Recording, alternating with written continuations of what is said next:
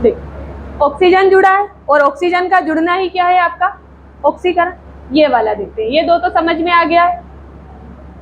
Sodium ने एक minus का मतलब एक इलेक्ट्रॉन क्या किया है लूज किया है, और लूज किया है मतलब इस पर कौन सा आवेश आया है, और अभी धन आवेश आया है मतलब आवेश बढ़ा है, और आवेश बढ़ा है मतलब ऑक्सीकरण संख्या भी बढ़ी है, और बढ़ी है मतलब क्या हो रहा है ऑक्सीकरण हो रहा है। नेक्स्ट चलते हैं, कॉपर ने भी ऑक्सीजन जोड़ा है तो कॉपर ऑक्साइड हुआ है, क्लियर है। और अगर हम खुला भी देखें कि अगर ये कॉपर अकेला है तो इस समय इसका ऑक्सीकरण संख्या कितनी है 0, और इसकी क्या है 0, दोनों ही अणु में जब भी ये एक अणु है और ये भी एक अणु है तो ऑक्सीजन की संख्या कितनी है 0 0 है। जैसे ही इसमें देखते हैं तो कॉपर की जो वैलेंसी होती है या संयोजकता होती है +2 होती है, और इसकी कितनी होती है -,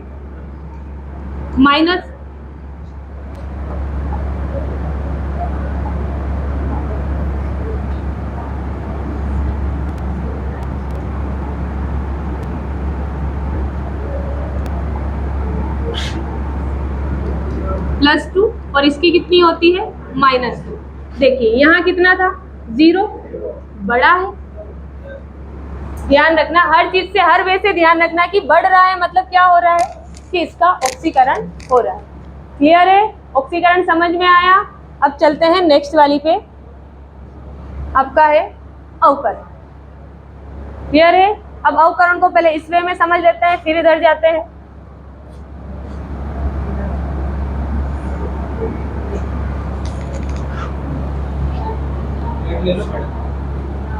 रेड लू,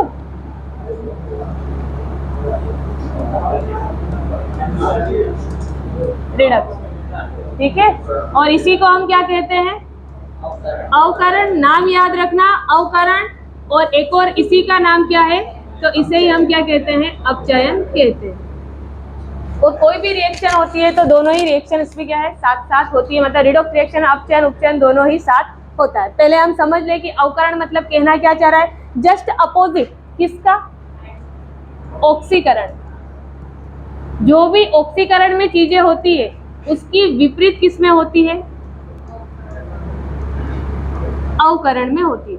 उस तरफ आपका क्या था कि हाइड्रोजन उस तरफ हट रहा था तो यहाँ क्या होगा हाइड्रोजन का जुड़ना। सबसे पहली ही परिभाषा किसकी होती है हाइड्रोजन का जुड़ना ही क्या कहलाता है आपका अपचयन। ध्यान रखना यहाँ अपचयन है, उस तरफ क्या था उपचयन था, कि हाइड्रोजन का जुड़ना आपका अपचयन है। कैसे जोड़ोगे तो यहाँ अगर हम H2 + Cl2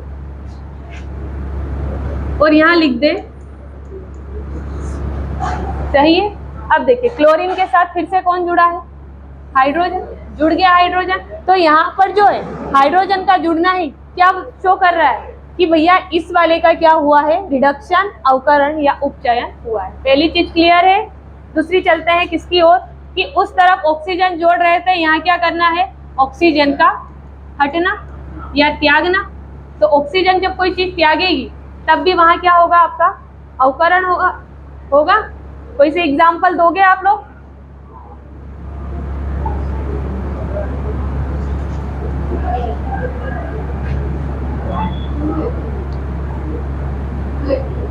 देखिए Zn + C, ZnO अभी त्याग करवा देते हैं।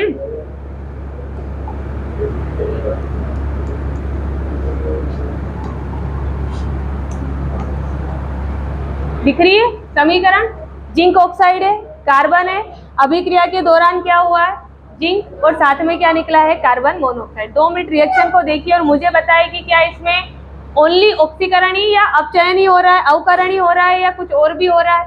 तो सबसे पहले तो इसको ढूंढने की कोशिश कीजिए कि ऑक्सीजन कहीं से हट रहा है क्या, हट रहा है, किससे हट रहा है जिंक से।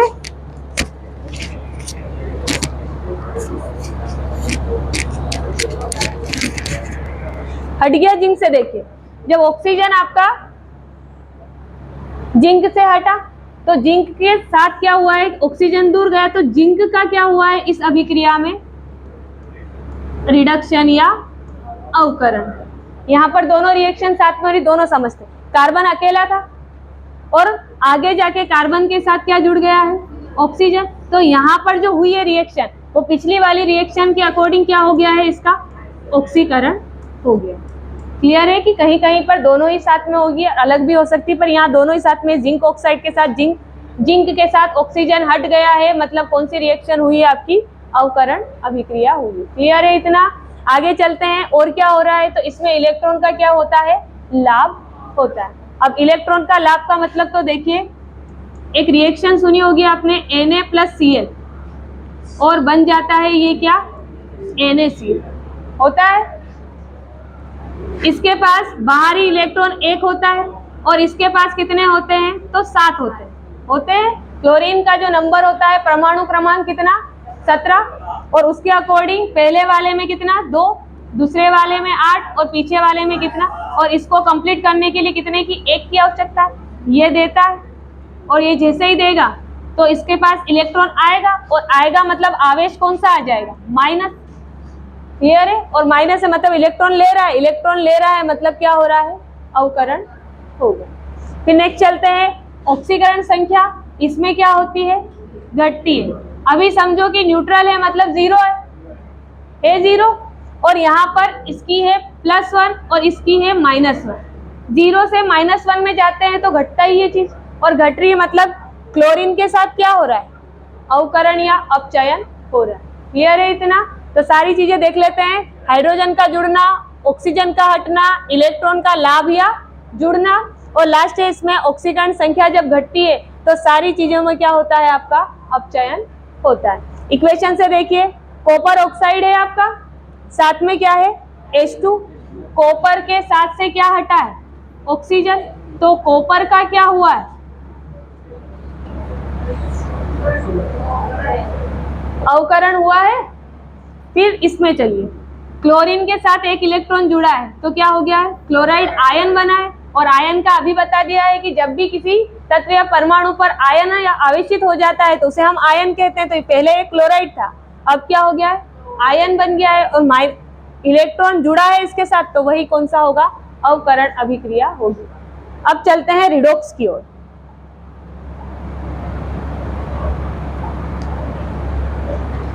जब एक अभिक्रिया में ऑक्सीकरण और अवकरण साथ साथ में होता है। ध्यान रखिए, यही क्वेश्चन यहीं से पूछा गया कि रिडॉक्स अभिक्रिया में बताए कि किसका ऑक्सीडेशन हुआ है और किसका रिडक्शन हुआ है, किसका अपचयन हुआ है, किसका उपचयन हुआ है। ठीक है, अब बार बार ऑक्सीकरण नहीं बोलूंगी मैं, अपचयन उपचयन समझ जाना आप। एक बोलना है अपचयन और दूसरा है उपचयन, और इंग्लिश माध्यम वालों के लिए इसे हम बोलते हैं रिडक्शन, और ये हो जाएगा आपका क्या, ऑक्सीडेशन। क्लियर है? देखिए, सबसे पहला आपका फिर से अभिक्रिया ही है, कॉपर ऑक्साइड है, आगे जाके क्या हुआ है, कॉपर अकेला और ऑक्सीजन हट गया, और जैसे ही ऑक्सीजन हटा है कॉपर का क्या हुआ, रिडक्शन। क्लियर है इतना कि कॉपर का इस अभिक्रिया में क्या हो रहा है, रिडक्शन। दूसरा देखिए, ये आपका हाइड्रोजन है और हाइड्रोजन के साथ जाके क्या जुड़ गया है, ऑक्सीजन, और ऑक्सीजन जब भी जुड़ता है क्या होता है, ऑक्सीडेशन होता है। तो यहाँ पर हाइड्रोजन के साथ ऑक्सीजन जुड़ा है मतलब हाइड्रोजन का क्या हुआ है, ऑक्सीडेशन, और कॉपर ऑक्साइड में कॉपर का क्या हुआ, रिडक्शन। क्लियर है? यहाँ पर एक और चीज समझनी है आपको, एजेंट। एक होता है ऑक्सीडाइजिंग एजेंट, हाँ बता रहे हैं, इसे ही हम क्या कहते हैं, ऑक्सीकारक।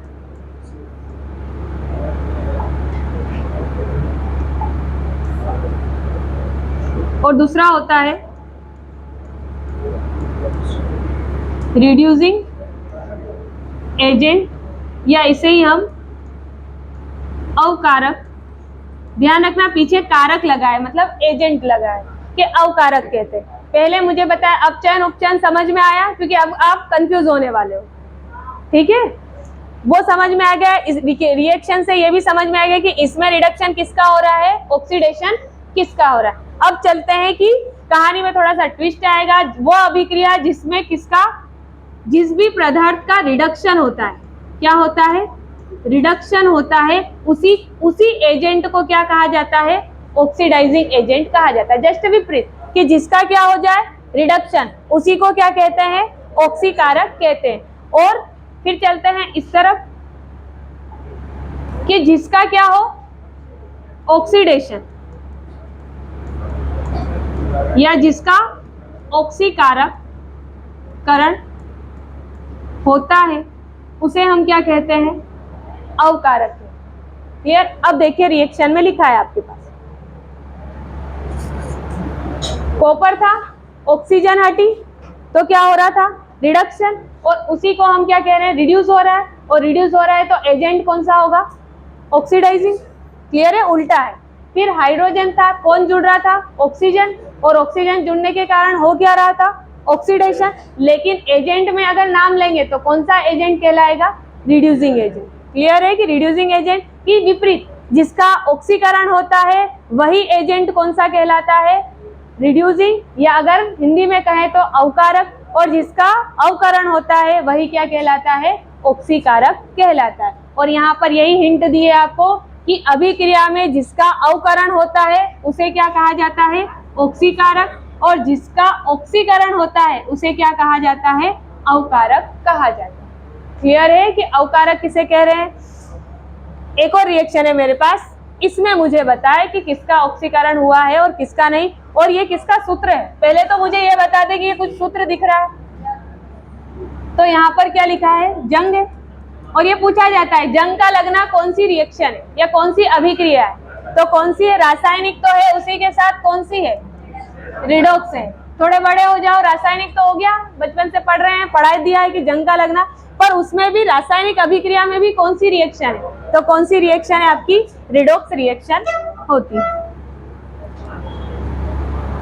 अब यहाँ पे देखिए आयरन है आपका, और इसके साथ क्या जुड़ा है, ऑक्सीजन, जुड़ गया ऑक्सीजन, हो क्या गया, ऑक्सीडेशन। दूसरा देखिए ऑक्सीजन थी, इधर जाके अब यहाँ पर क्या हुआ है, ऑक्सीजन अकेली थी तो जीरो है, मतलब इसका ऑक्सीडेशन नंबर कितना है, जीरो। उधर जाके कुछ माइनस हुआ है, क्योंकि ये प्लस है तो ये क्या होगी, माइनस की होगी, और जैसे ही माइनस की हुई है मतलब इसका क्या हो गया है, रिडक्शन। तो यहाँ पर मुझे बताएं कि ऑक्सीकारक कौन है और अवकारक कौन।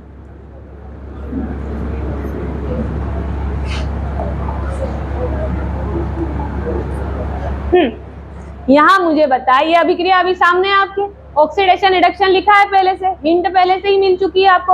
अब मुझे बताइए कि ऑक्सीकारक और अवकारक कौन कौन से एजेंट, और कोई इंग्लिश माध्यम का है तो उसके लिए ये है ऑक्सीडाइजिंग एजेंट, और ये है आपका रिड्यूसिंग एजेंट।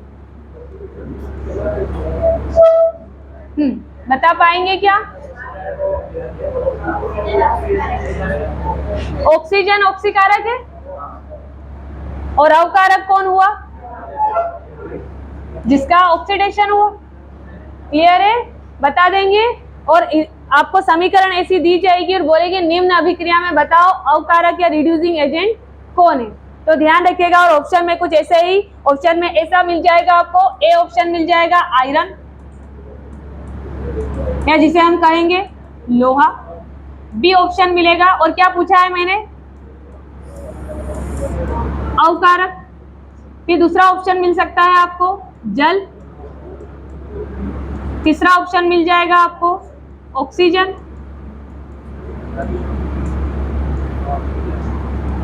और डी ऑप्शन मिल जाएगा नोट या कोई भी नहीं। तो स्वाभाविक है कौन आएगा आपका, रिड्यूसिंग, अवकारक पूछा है, आयरन। क्लियर है, क्वेश्चन समझ में आ जाएंगे, क्वेश्चन की सीरीज भी लाएंगे, पर अभी इतना समझ आया है कि रिडॉक्स रिएक्शन क्या है। नेक्स्ट चलते हैं,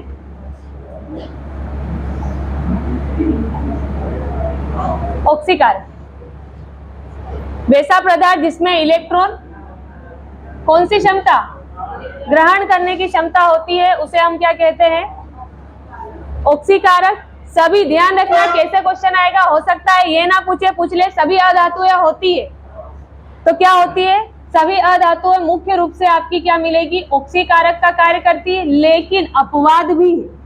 कौन कौन से, कार्बन, हाइड्रोजन और फास्फोरस, ये ऑक्सीकारक का काम नहीं करते। क्लियर है, फिर चलते हैं, एक और चीज पूछ लेते हैं आपसे, HNO3, KMNO4 और K2Cr2O7, ये कुछ ऐसे तत्व है, ये है आपका पोटेशियम कार्योलाइट, इसको सब पहचानते हो, लाल दवा के रूप में जाना जाता है। KMNO4 पोटेशियम परमैंगनेट, और ये है आपका नाइट्रिक अम्ल। और ये तीनों जो पदार्थ है ये किसका कार्य करते हैं? ऑक्सीकारक का कार्य करते हैं। क्लियर? फिर चलते हैं अवकारक की ओर। इसके एक और चीज पूछा जाता है यहाँ से,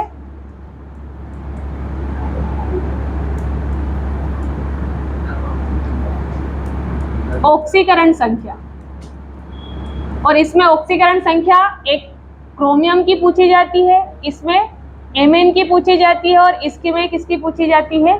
नाइट्रोजन की। तो थोड़ी देर से समझेंगे, पहले ये समझ लो कि ऑक्सीकारक किसे कहते हैं। ऑक्सीकारक क्लियर है? उधर भैया कोने में। फिर चलते हैं अवकारक की ओर। वैसा पदार्थ जिसका इलेक्ट्रॉन त्याग करने की क्षमता होती है, जो त्यागता है। दूसरा, सभी धातु है, सभी धातुएं आपकी क्या है? ऑक्सीकारक है। ये आपका सोडियम, मैग्नीशियम और कैल्शियम। ठीक है। अच्छा, इनके परमाणु क्रमांक बताओ जरा। 20, और 20 तक आपको सारे के नंबर याद होने भी चाहिए। कुछ नोट लिखा है आपके लिए। पदार्थ ऐसे होते हैं जो ऑक्सीकारक तथा अवकारक दोनों की तरह, जैसे नोट लिखवाती हूं मैं, नोट मैंने यहाँ भी डाला है, तो ध्यान रखना, ये PDF जब आपके पास आएगा तो एज इट इज छापना है आपको। पदार्थ ऐसे होते हैं जो ऑक्सीकारक और अवकारक दोनों की तरह व्यवहार करते हैं। कौन कौन? Ozone O3, hydrogen peroxide H2O2, और नाइट्रस एसिड। देखिए नाइट्रस एसिड नाइट्रिक एसिड नहीं लिखा है, तो सूत्र याद रखना है, इसका सूत्र है HNO2। ये आपका नाइट्रिक अम्ल है, ये आपका नाइट्रस एसिड। और एक और चीज एडिशनल जानकारी दे देते हैं, इनके नाम बताओ जरा मुझे। NO, NO2, NO3, NH3, NH4, N2।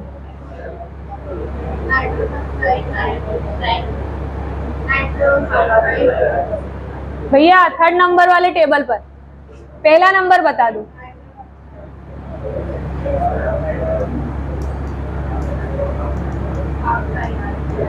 ये आपका क्या हो जाएगा? Nitric oxide. इसे आप क्या कहोगे?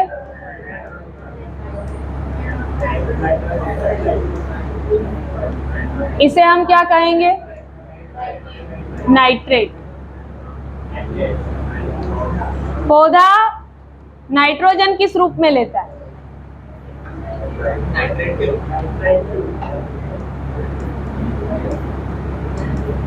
यही वाला है नाइट्रेट।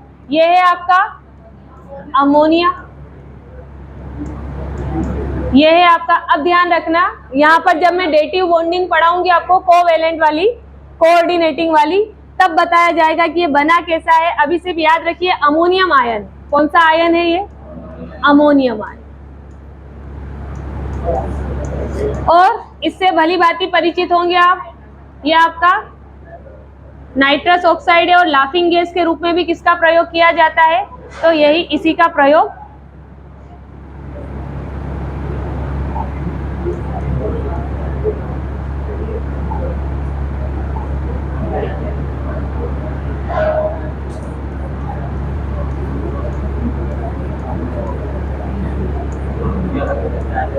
जी, लाफिंग गैस के रूप में भी आप किसका प्रयोग करते हैं? इसी का। और इसे हम क्या देते, नाम क्या है इसका? तो इसका नाम है नाइट्रस ऑक्साइड। चलिए, एडिशनल जानकारी थी आपके लिए, लेकिन बार बार पढ़ने से क्या होता है? डाटा फिट हो जाता है और आपको एग्जाम तक ये याद रहेगा। इतना क्लियर है? आगे चलते हैं। अच्छा, इसके ऑक्सीकरण संख्या भी बता देती हूँ। बता देगी कैसे निकालोगे?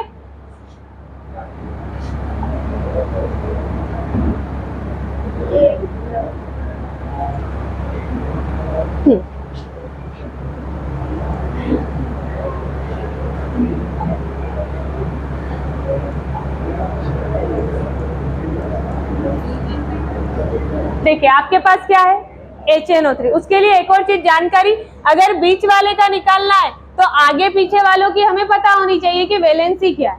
और हल्का सा है, हाइड्रोजन की सबको पता है कितनी वैलेंसी होती है, तो +1 होती है, और ऑक्सीजन की कितनी होती है, और -2 होती है। क्लियर है कि ऑक्सीजन की -2 होती है और हाइड्रोजन की कितनी होती है, +1 होती है। तो HNO3 का कैसे निकालेंगे, तो यहाँ पर HNO3 में आप हाइड्रोजन का कितना आयन है, तो हाइड्रोजन गुणित 1 कर दीजिए, एक ही दिया है, फिर प्लस लगाइएगा, नाइट्रोजन कितने हैं, 1 है, फिर क्या है, ऑक्सीजन, और कितना है, 3। हाइड्रोजन की जो नंबर वैलेंसी है क्या,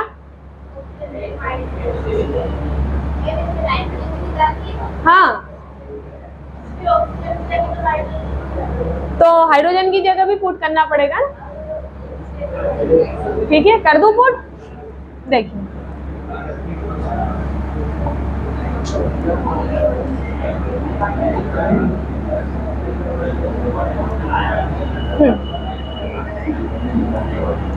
देख, हाइड्रोजन का कितना, +1 × 1, नाइट्रोजन का फाइंड करना है इसलिए हम क्या मान लेते हैं इसे, x × 1, ऑक्सीजन की जगह क्या पुट कर दीजिए, -2 × 3, और अणु अगर दिया है तो पूरे ओवरऑल इसका ऑक्सीकरण नंबर कितना हो जाता है, 0 हो जाता है। कितना है, +1 + x, और क्या हो जाएगा, -6। क्लियर है, ये इधर आपका माइनस का था तो उधर जाके कितना हो जाएगा, प्लस का, तो आपका जो नाइट्रोजन का ऑक्सीकरण नंबर है वो कितना हो जाएगा, 5 हो जाएगा। क्लियर है, और एज इट इज हम इसका भी कर सकते हैं।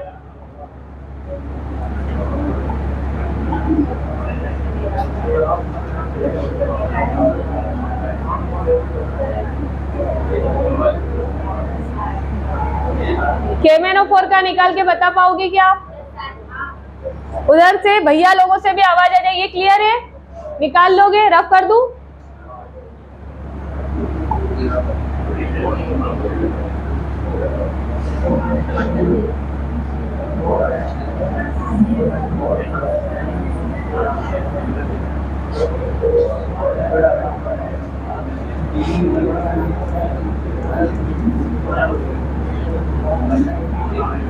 पोटेशियम की वैलेंसी बता दे, K का नंबर बता दे, तो ध्यान रखिएगा K का कितना होता है, +1।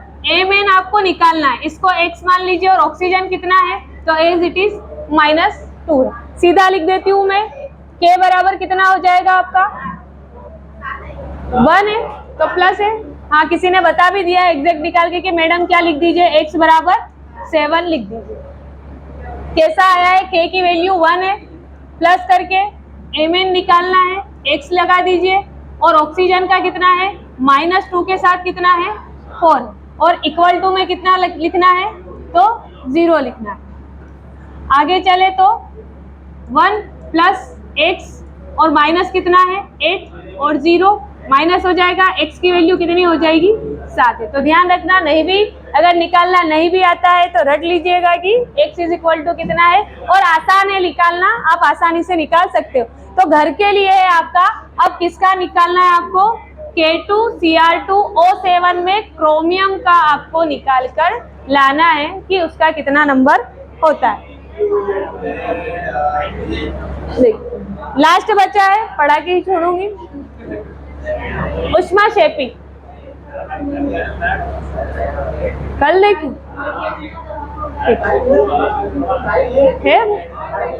देखिए। नेक्स्ट जो रिएक्शन है आपकी, हाँ इसको शेयर कर देंगे तो आप एज इट इज लिख लेना, ठीक है। ऊष्माक्षेपी अभिक्रिया, नाम से ही समझ में आ रहा है, ऊष्मा का मतलब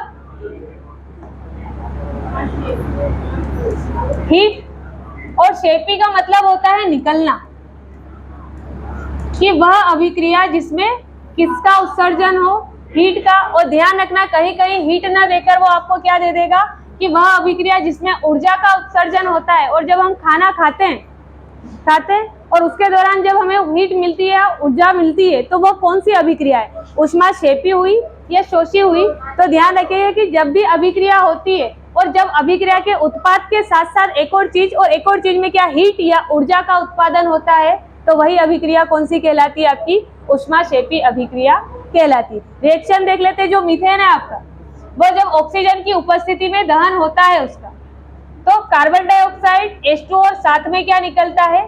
ऊर्जा निकलती। मतलब ऊर्जा का निकलना ही ये दिशा निर्धारित करता है कि वह रिएक्शन ऊष्माक्षेपी है या अन्य है। तो हीट यहाँ भी निकल रही है। एक आपका, इनको हम बाद में देखते हैं। बेस्ट एग्जांपल जो है वो ले लेते हैं कि जब हम कैल्शियम ऑक्साइड में जल का विलयन या जल को घोला जाता है कैल्शियम ऑक्साइड के साथ, क्लियर है? जो खड़िया करते हैं या दीवारों पर जो चूना लगाया जाता है वो यही अभिक्रिया है। मार्केट से लाके जल में घोलते और बोला भी जाता है कि हाथ से नहीं घुला देना है ना, कुछ डंडी से यूज करना। तो क्यों कहा जाता है? तो सबसे पहले तो बनता क्या है यहाँ पर? कैल्शियम हाइड्रोक्साइड, और साथ में क्या निकलता है? तो ऊर्जा या ऊष्मा। और यही ऊष्मा के कारण हमें क्या कहा जाता है कि हाथ से नहीं घोलना है, किसी अन्य प्रकार या चीजों का यूज कीजिए। तो यहाँ पर जो अभिक्रिया है सीधा पूछ लिया जाता है कि जब आप चुना या यूं कहें कि कैल्शियम ऑक्साइड में जल का विलयन तैयार किया जाता है तो वह अभिक्रिया कौन सी है? तो पहली तो आपकी कि यहाँ संयोजन अभिक्रिया जैसा लग रहा है कि दो या दो से अधिक पदार्थ जुड़कर क्या हो रहा है? एक नया पदार्थ बन रहा है और एक नया पदार्थ बन रहा है। मतलब रिएक्शन कौन सी हो रही है? संयोजन। क्या उसके अलावा अन्य रिएक्शन भी हो रही है? तो जी हो रही है। क्या हो रहा है कि ऊर्जा या ऊष्मा निकल रही है, और वही अभिक्रिया जिसमें ऊर्जा या ऊष्मा जब निकलती है तो वह अभिक्रिया कौन सी होती है? ऊष्माक्षेपी अभिक्रिया होती है। क्लियर है? ऊष्माक्षेपी अभिक्रिया। एक और चीज यहाँ पर लिखा है श्वसन। तो आपने दो नाम सुने होंगे, एक श्वसन सुना होगा और एक श्वासोच्छ्वास सुना होगा।